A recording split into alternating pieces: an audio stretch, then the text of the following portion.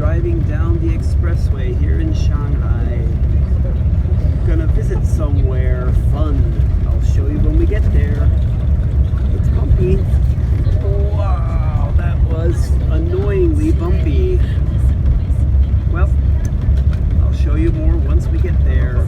And this is our destination,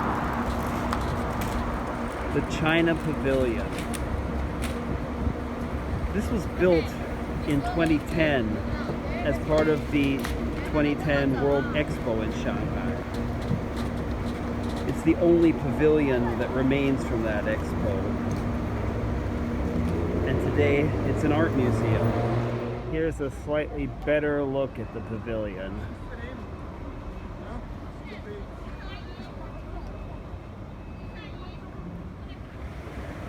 Going to head up the escalator into the pavilion.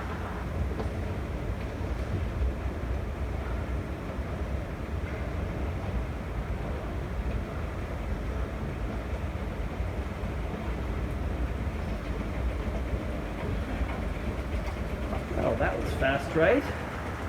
So fast. How wonderful.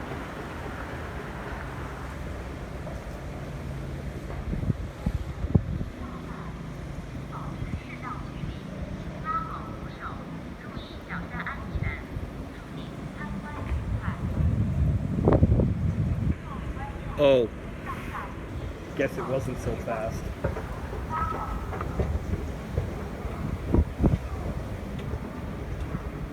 Going up pretty high.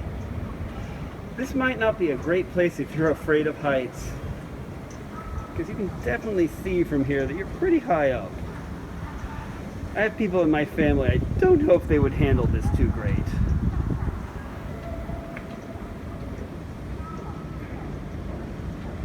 Some buildings over off there. And I don't know if you can see easily that that arena over there is called Mercedes-Benz Arena.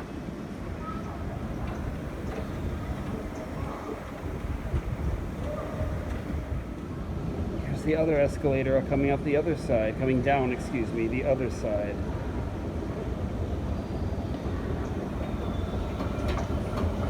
And here we are at the top, finally here.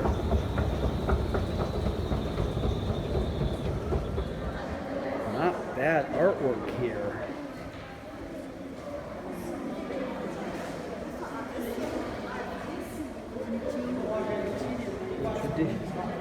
In traditional Chinese styles. I love these mountain ones here. Flopper's not bad either. There's just something fun about those mountain ones, those karst formations that you mightn't find just anywhere. I believe this is a crane. I could not read to figure out what this is. Love these flowers. Another mountain scene here. The red sun here. In China, it's pretty traditional to understand the rising sun as red. We might consider it yellow or orange in Western culture, but they definitely tend to call it red. There's a famous song about Mao Zedong that says, "The East is red," implying that that's the rising sun. And of course, Japan has this too with its famous flag that shows the rising sun as a red circle. Okay, this map of Shanghai is fascinating. And here's why. This side here, Puxi, still has a lot of the same streets. But this side here, Pudong, is almost empty. Today, this is where the big skyscrapers are, and there's like nothing here on this map. More artworks, much less classical, much more modern. In fact, the sign even says modern here. The sign says this one is called Park in the Morning.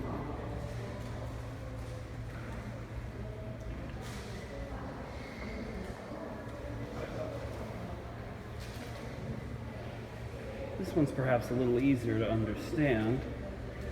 Just says a vase of flowers, and that's exactly what it is. Yes, I pronounce the word vase. I don't say vase. When one is in China where there are Ming vases, surely one must say vase. It's like some kind of realistic pictures here. Look at this man with his instrument. I'm not even sure what kind of instrument it is. It doesn't look like an erhu to me. I think it must be another one. Here's a picture of the Great Hall of the People in Beijing.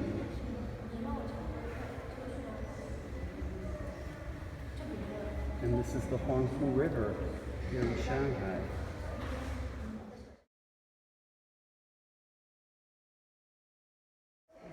These ones kind of have a feeling like Claude Monet, but they're not. They were definitely made by Chinese artists. This one especially, I feel, looks like a French impressionistic painting, but it's actually of Suzhou, not too far from Shanghai. Is it just me, or does this almost have a feel like a Georgia O'Keeffe? I don't know.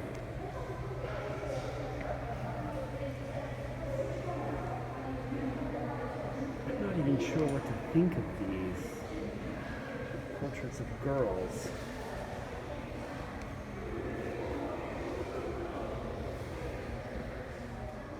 A very Chinese subject here, but the style seems a bit different. Again, a bit more European, sort of vaguely like an impressionist one, though perhaps a little clearer than a Monet.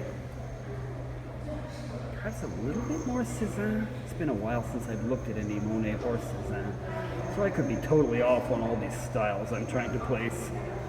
This is kind of the star exhibit of this museum, and it's a rather unusual one. This is a projection with modern technology of a Song Dynasty painting called Along the River during the Qingming Festival. And the reason they've projected it using modern technology is so they could animate it like this.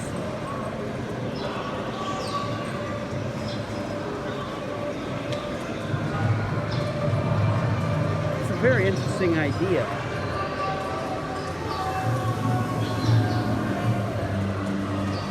The original portrait's very old. The Song Dynasty ended around the year 1200. I don't remember the exact year. There's also a copy of it that was made in the Qing Dynasty. The original Song picture is on display only a few days every year at the Palace Museum in Beijing, while the Qing Dynasty one got taken by the nationalist government, so it's in Taipei in their Palace Museum instead.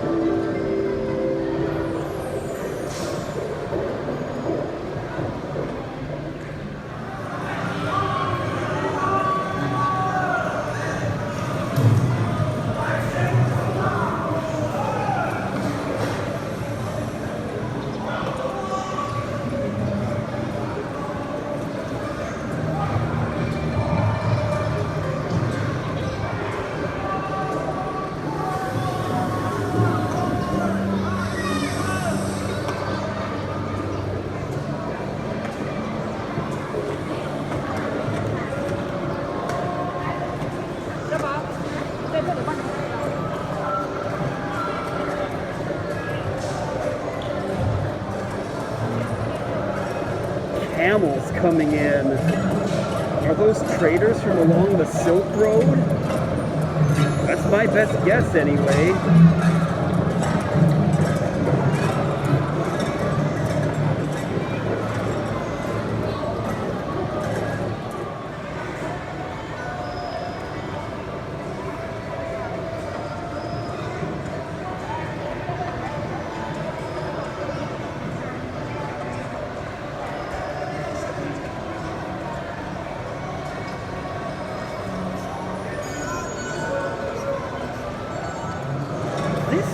Mightn't be too familiar to Westerners.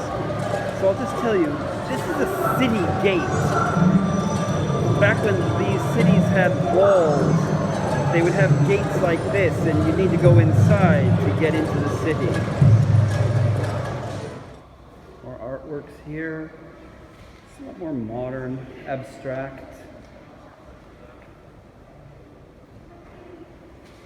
Especially these here.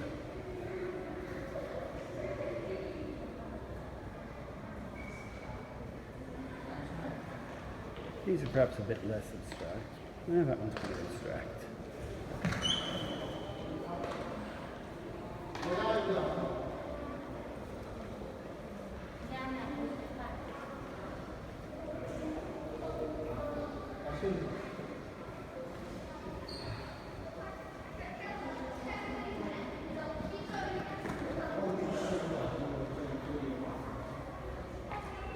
Some round portraits here.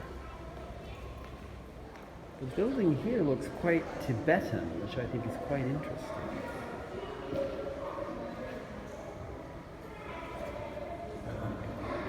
And here's an ordinary lane in Shanghai. This painting is of the famous Li River in Guangxi, particularly in the city of Guilin. People love to take a cruise down this river and see the beautiful karst landscapes here. And here, pretty flowers.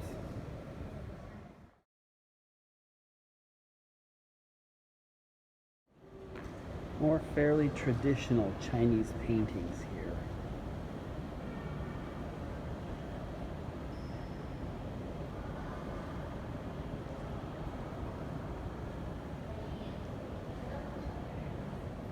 And a wall of Chinese calligraphy.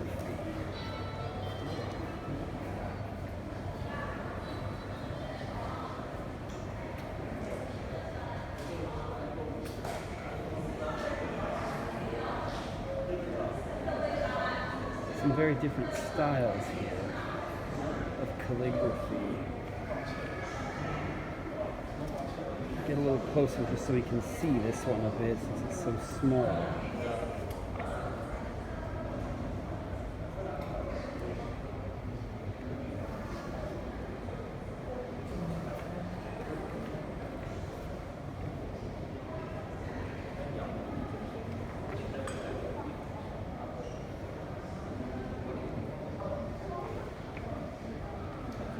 You want to know, can I read it? No.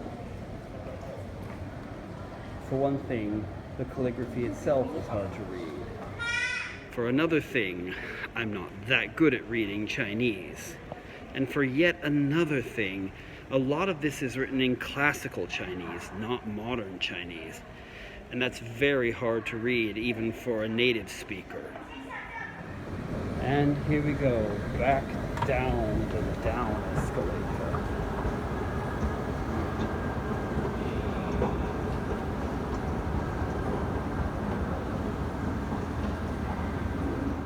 And here's a Starbucks at the bottom of this building near the gift shop area, where I'm going to meet the rest of my folks and we're going to go on to our next stop together.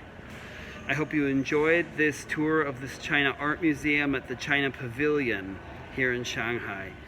If you like it and you want to see more of my life in Shanghai, hit like and subscribe to our channel. Thanks so much for watching. Bye!